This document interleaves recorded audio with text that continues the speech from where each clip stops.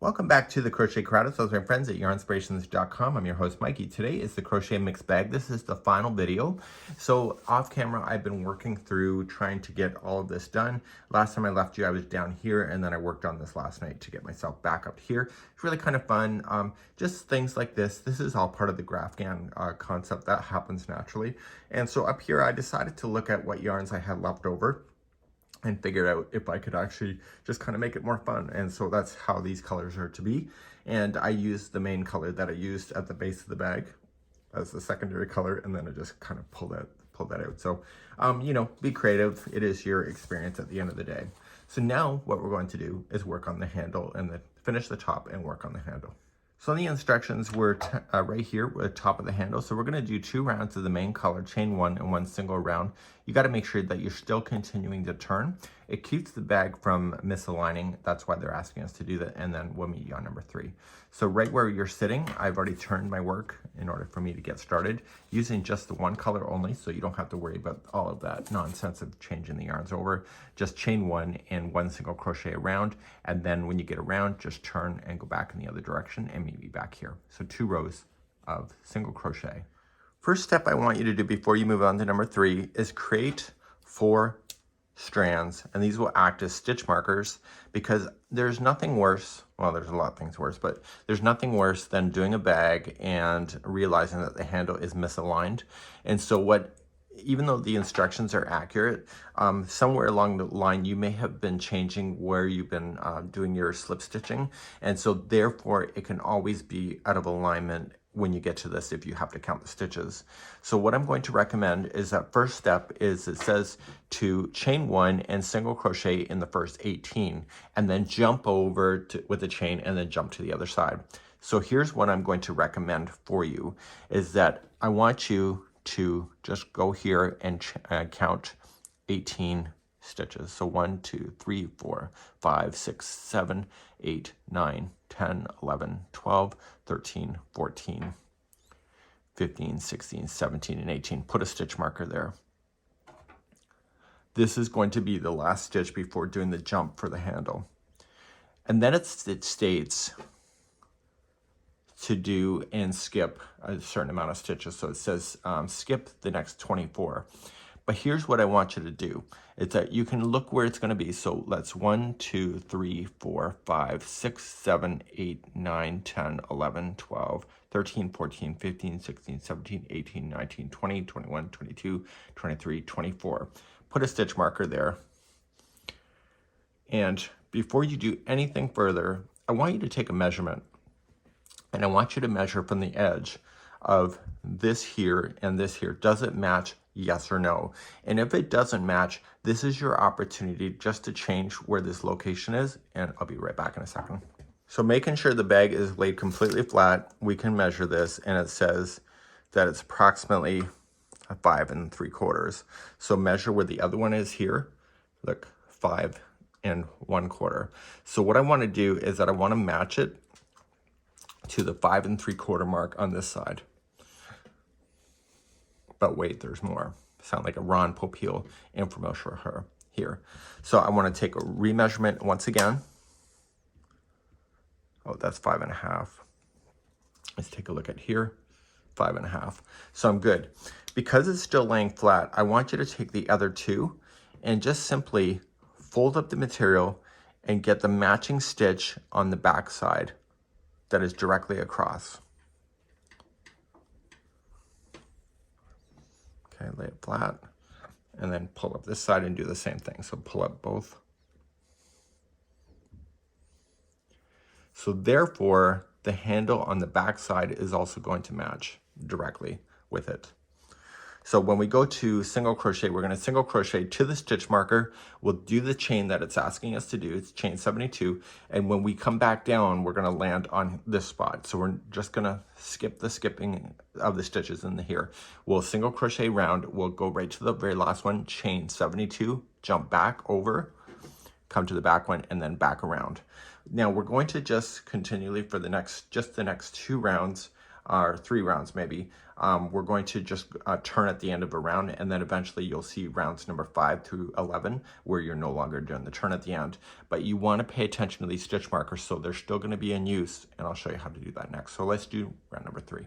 So I've already explained it, and I just chain 1, and I'm going to single crochet myself to the stitch marker itself. And I'm going to do something else while I'm there, so just stand by for a second. I'll get to the first one. So I'm coming up to the stitch marker. I'm going to land on the stitch marker 1. And when I'm here, I want to move the stitch marker up into this stitch here. So just pull this and pull it through. Don't pull it out of the existing one. Just pull it so it feeds through. And so you'll know what is this corner in the future, because you need to reference that. Once you're here, you're going to chain 72. So chain 72, land back down over here, move that stitch mark up to that, and move the stitch marker up to that stitch, go around and do the same on the opposite side. So please do this, and when you get around, I need you to turn your work, and we're going to go in the opposite direction. But now that we know where the stitch markers are going to be when you move them up, you'll find that the next rounds right until the end will be very easy to follow. So I'm back all the way around. I have now my handles, just the framework put in. So now I've already turned my work and I'm ready to go back here. So the ones that I had you mark, don't be cheap about not putting in these stitch markers, because this is going to save you from excessive counting. So we're going to be doing a 3 together single crochet using this stitch, the one before, and the chain afterward. And then in the next rows, it's a stitch before, this one, and then the next stitch after. It just happens to be a chain this time.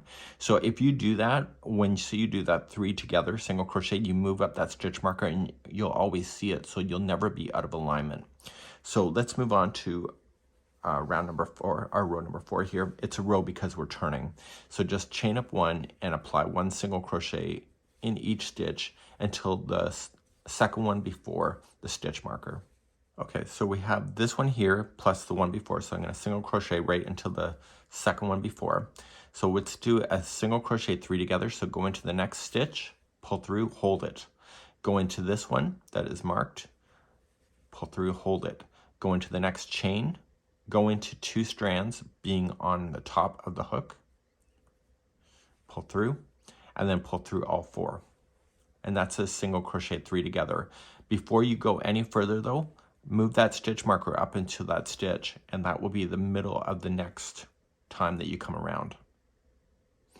Now for the remaining of the chain, you want to single crochet, again keeping 2 strands on top. It just will add extra strength to this. And then you're going to get to this the chain before the stitch marker over here. You'll use the stitch marker one and the one after with a 3 together single crochet. You'll zip around and do the same on all of them, and then come right back to the end here. And we're going to then begin that in a moment. So go all the way around. I'll be right back in a moment. So I've now just finished round number 4. So you can see the handles getting thicker. So rounds number 5, 6, 7, 8, 9, 10, and 11 are all the same. So you're no longer at this point going to turn at the end of a round. You're just going to just slip stitch, join, and then chain up 1 and continue in a continuous round. Okay, so no more turning. So what I want you to do is that you're going to chain 1 and you're going to single crochet yourself, and right where the stitch marker is, the stitch before, the stitch after, and the stitch with the stitch marker will be a 3 together single crochet, and then you just continue to single crochet along the regular single crochets. So every time you pass one of these, move the stitch marker up so you can find it in the future, saves you from excessive counting. And I need you now to do rounds number 5 all the way through 11, and then we'll do the final row together, our round number together, number 11. So do 5 through 11 now. So I've just finished my number of rows that I needed. I have my handle, and now we have the last row. So the last row here is something that people don't necessarily like. It's the reverse single crochet. If you don't want to do it, then don't. It doesn't matter, but just maybe do another round of single crochet. But the pattern is saying to do the reverse single crochet. It's also called the crab stitch. So you're going to chain up 1 and single crochet in the first one, and then come into the one beforehand, come in, and then yarn over, pull through, and then pull through the 2. And you keep going backwards. So in the one before, here. Some people absolutely hate doing this. I don't know why, but that's okay. And what it's doing is it's creating almost like a roping effect on the edge. And you're just going to circle entirely around. You don't have to worry about putting any more together on those, so you can remove your stitch markers as you go around. And I'll be right back in a moment to finish off and conclude this video series. So I've now just come back around and I'm ready to finish off. So I'm just gonna stop here. I'm not gonna slip stitch it to the first one here in this here. So I'm just gonna pull the yarn through. I've already cut it, just so you know. So now I'm going to take this and put it through a tapestry needle. And I'm going to attach it to the first one here and then back into the one that I'm coming out of. And I'm gonna pull those together, okay? And then I'm gonna take it and go back to the inside of the bag. And I'm gonna flip. Here, I'm going to tie a knot.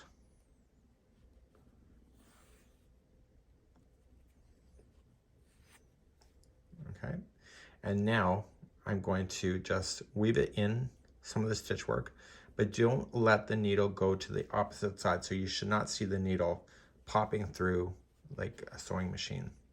Just stay within the fibers here. And then go a slightly different path on the way back through. And if you want to tie another knot, or just so that it locks, you can, depending on your application. And then you're just weaving in your ends, and make sure that you go a minimum of 3 times. And once you have that done, you can safely cut. And now the bag is done. So let me just zoom you out a little bit here, and this is this bag now, and I'm really happy with this bag. I like the look of it. It's just fun, and it's different, and that is a great day right here on the Crochet Crowd. We hope you've enjoyed, and we hope to see you again real soon. Bye-bye.